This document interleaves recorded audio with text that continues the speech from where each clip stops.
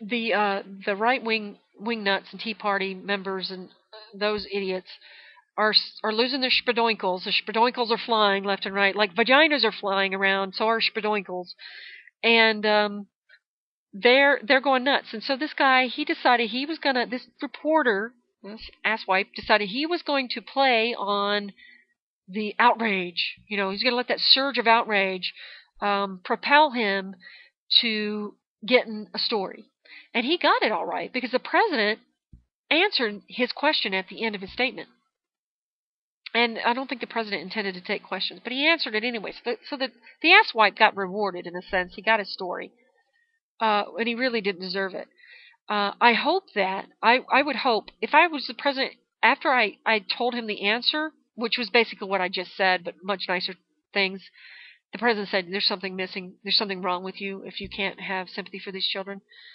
But what I would have said after that is, "I've answered your question," and the guy tried to answer another one, and I said, "I'm not answering another question. I told you I'm not answering questions.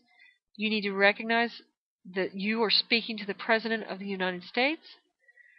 I think you need to turn around, walk your dumbass out the door, and while you're going out, hand in that press pass. Because you obviously don't have enough respect for this office and for your country to speak like that." You know? And the same should have been said to the jerk who interrupted the State of the Union speech. You don't do that. It's never been done. It's never been done in the history of the United States. Okay? So that kind of thing just pisses me off.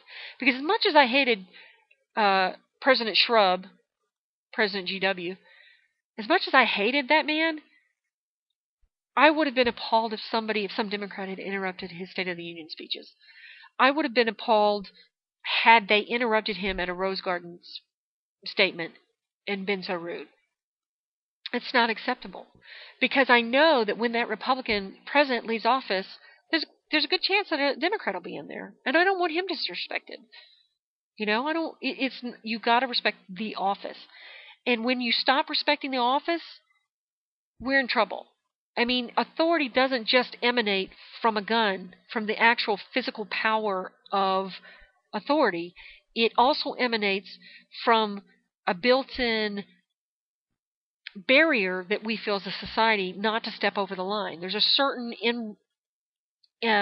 innate civility that we've come to accept in this country, and when people start stepping over that line, that means that the White House is losing authority, and that's a very dangerous precedent to set. Because what you're going to see now is if Mitt Romney does win the presidency, I think you're going to see more incidents of this happen, and it's going to come from the left, the radical left, and it'll be wrong, just as wrong as it was here, but it's dangerous. It's very, very dangerous.